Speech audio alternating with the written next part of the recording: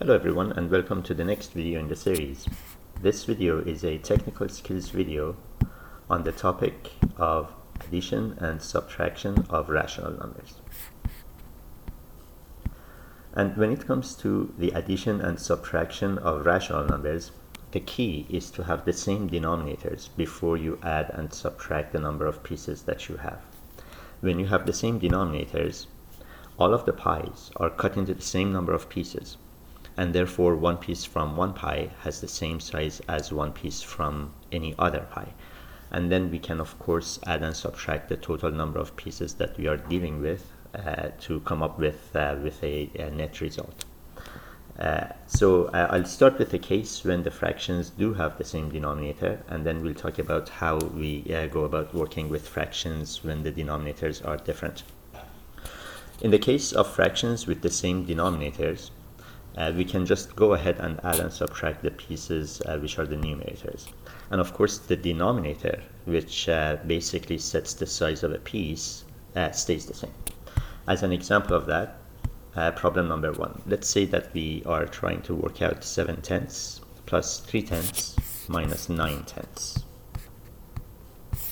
Now to explain how we can go about doing this problem, I'm going to go back to those lemon diagrams, these ones, and in these diagrams we have a pie or a lemon that's cut into 10 parts, and we take 7 parts. With 3/10, again we cut the pie into 10 parts and take 3 parts, and with 9/10 we cut the pie into 10 parts and take 9 parts. And because all of the pies are cut into the same number of pieces, 10, 10, 10, we can basically argue that we start with 7 pieces, and then we subtract 3 pieces of the same size, or add 3 pieces of the same size, and then we subtract 9 pieces, each of which has the same size as all the other pieces. So basically we can do 7 plus 3 for a total of 10 slices, and then subtract 9 to end up with 1 slice. And when we write the solution down, it's good to get into the habit of better writing styles. It would be nice if you train yourselves to write the fraction line first, because it sort of emphasizes that the end result will be a fraction, that we are dealing with a kind of division, if you like. And on the bottom, of course, we have 10, which is again, it doesn't change, because that represents the size of one piece of these pies. And then on the top, we start with 7 pieces. Each one is a 10th, and then we add 3 more pieces. Again, each of these has the size of a 10th, and then we subtract 9 pieces, each of which also has the size of a 10th. So 7 pieces plus 3 pieces minus 9 pieces. And we can do this because all the pieces have the same size. And in the balance we come to 1/10. So 7 plus 3, 10 pieces, and then we subtract 9 of them, and we get 1/10. Now of course sometimes it may happen that the result may be negative. So in the balance you have a net loss, if you like. And that's the case with problem number 2, where we have 3/8 minus 5/8 plus 1/8. And so basically we have 3 pieces, each of which is 1/8, and then we wish to subtract from that 5 pieces, each of which is 1/8, and then we add 1 piece, which has the size of 1/8. And because all the pieces have the same size, we can again go ahead and add and subtract the numerators, which represent how many pieces we get or how many pieces we lose. So again, we write the fraction line, and then we indicate that all the pieces are 8s, and then we start with 3 of them, then subtract 5 and add 1. And in the balance we find that we lose 1, and so we have negative 1/8. 3 minus 5 is negative 2, and negative 2 plus 1 is negative 1. Now it's nice, in case you come across an expression like this, it would be nice if you just put the negative sign on the side and report the final answer as negative 1/8. It's much more pleasant, if you like, to see negative 1/8 at the bottom, because we can immediately tell that it's a loss and the size of it is 1/8. This sort of leaves us with, although it means the same thing, but still the immediate attention is on the division of negative 1/8 rather than seeing it as negative 1/8.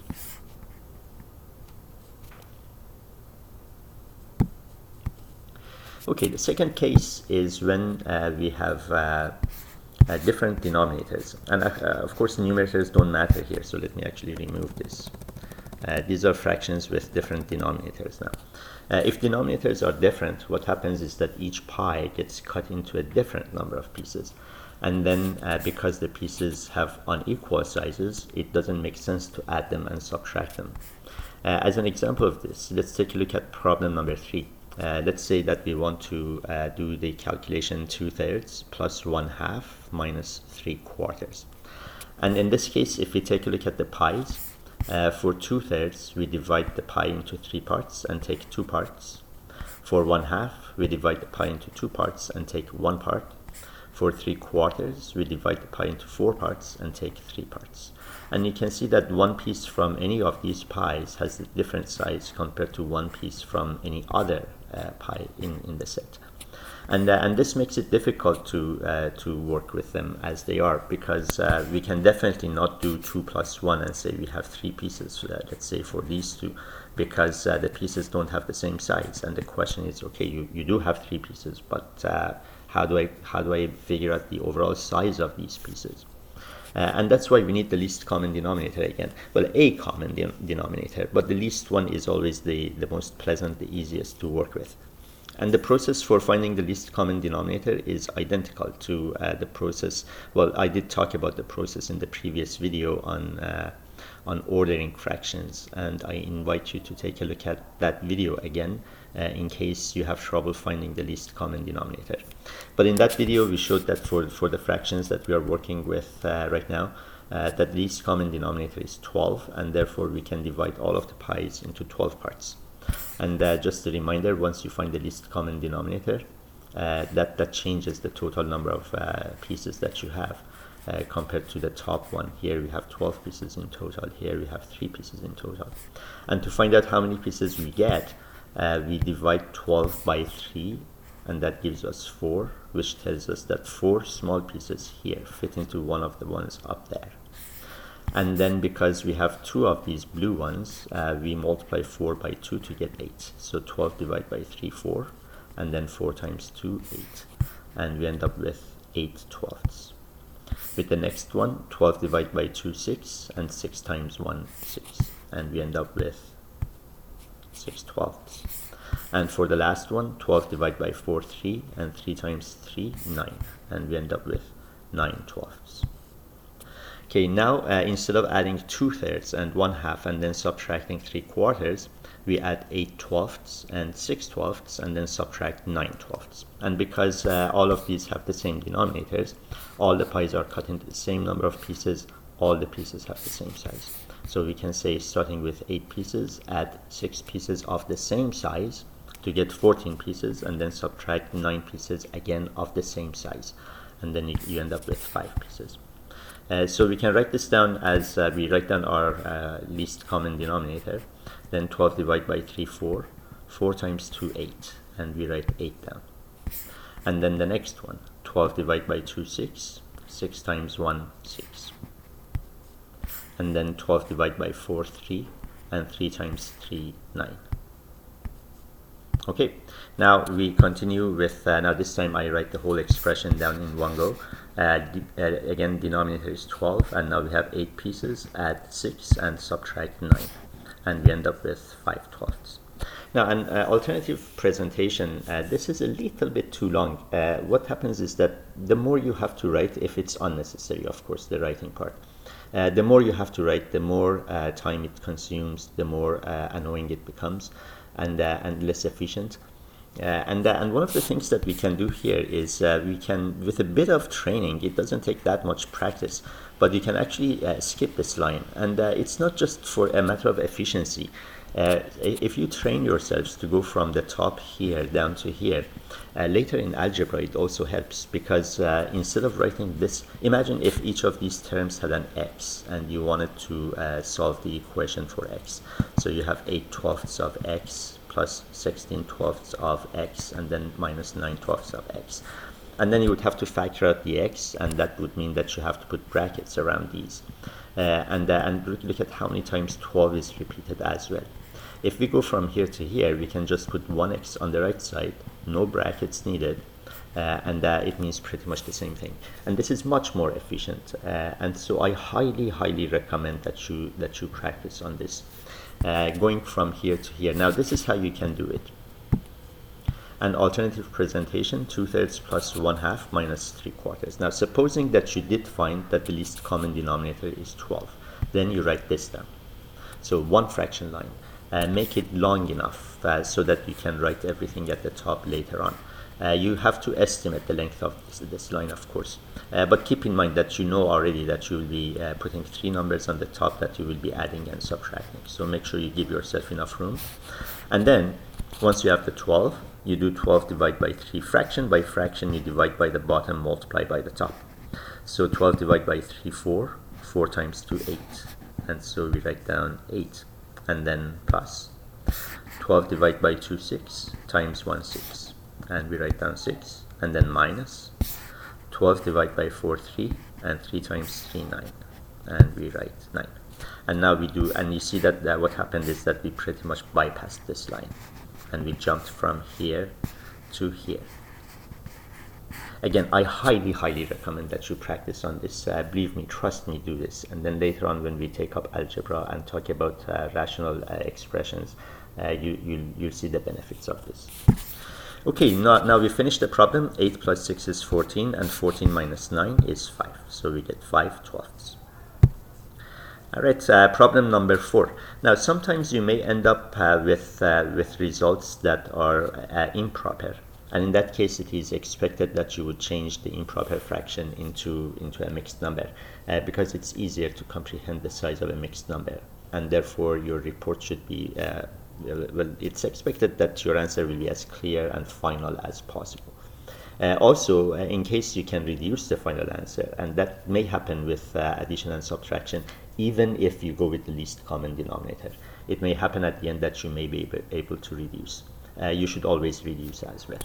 Now in this case, to find the least common denominator, remember some of the tips that I gave you in the previous video. And in that video, I mentioned that if your denominators have no factors in common, in the sense that whatever goes into 4 evenly doesn't go into 5 evenly, and vice versa, then the least common denominator will turn out to be the product of the denominators, so 5 times 4 in this case. This helps because then you don't have to worry about would I have been able to come up with a smaller number if I tried, or should I use the chart, use prime factorization to work out the least common denominator. Even if you use the chart, you will end up with 20. So in the case of numbers that have no factors in common, you might as well just multiply them and use that as the least common denominator. So we write down one fraction line with 20 under that. That comes from 5 times 4. And then in sequence, 20 divided by 5, 4. 4 times 4, 16. And then plus. 20 divided by 4, 5. 5 times 3, 15. And now we end up with 31 over 20.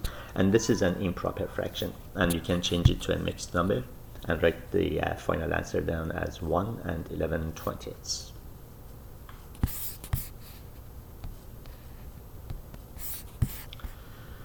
Alright, so next now we'll be talking about the case when mixed numbers may be present.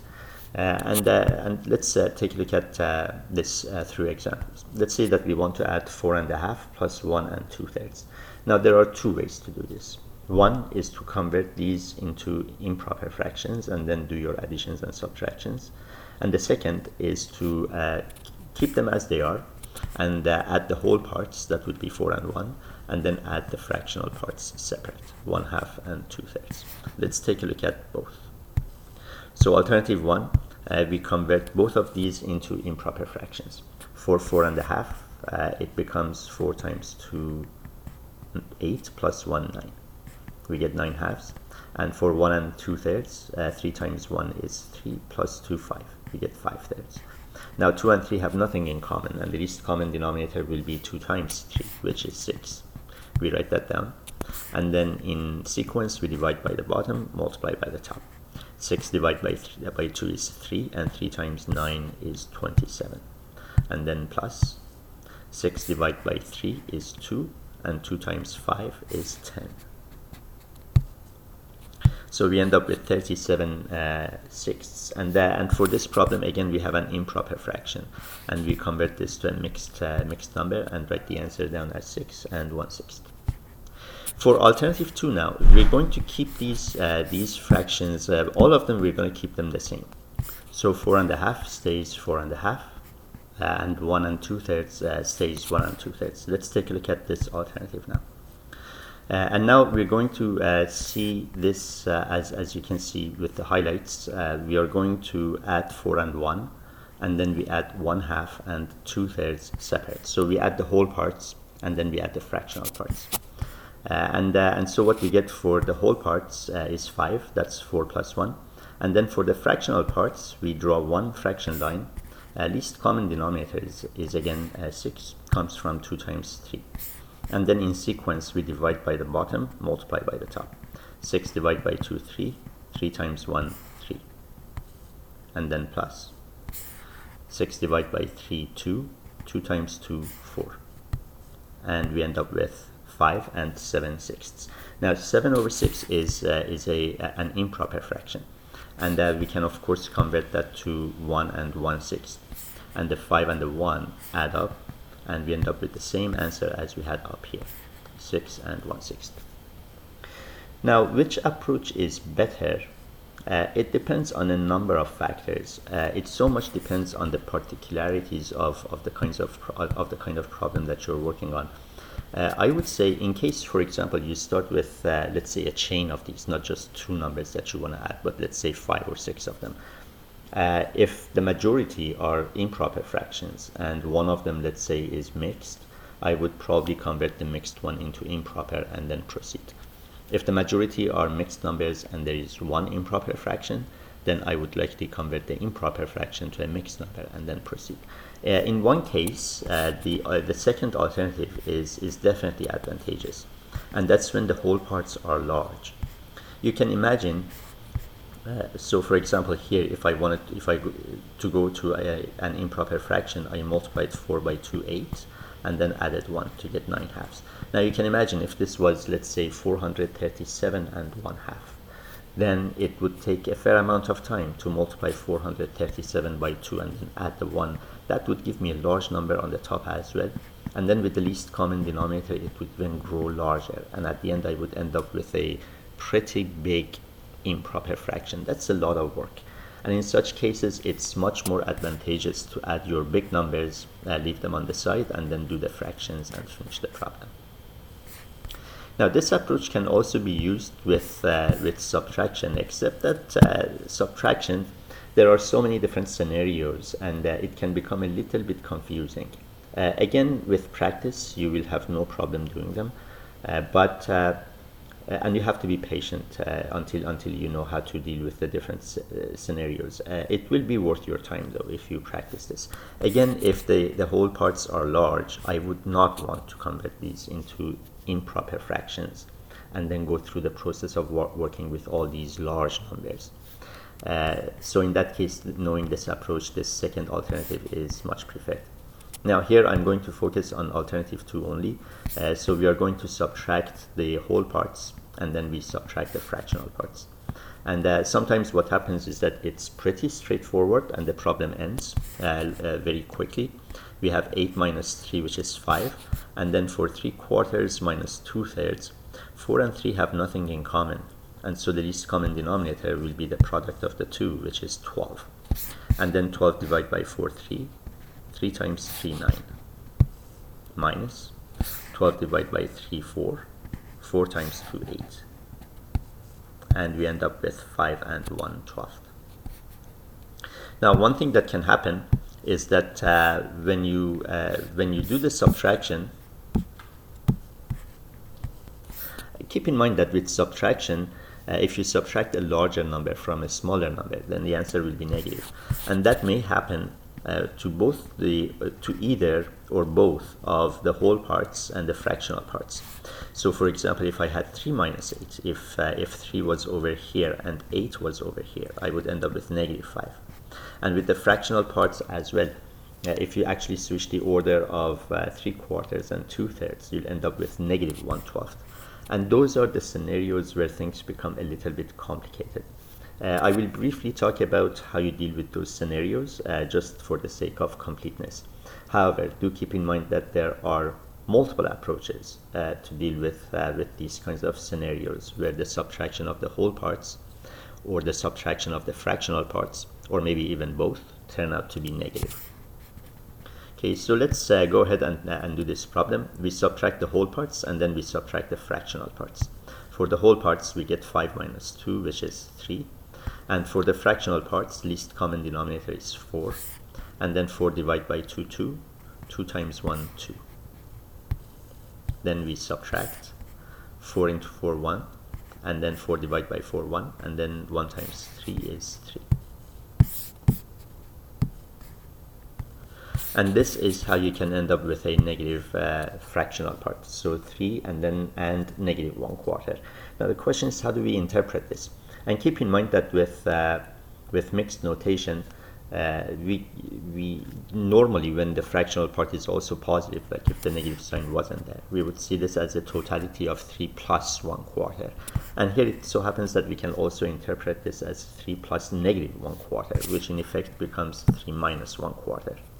To perform this calculation, we borrow 1 from 3, and we break it down into 4 quarters. Imagine taking a loonie.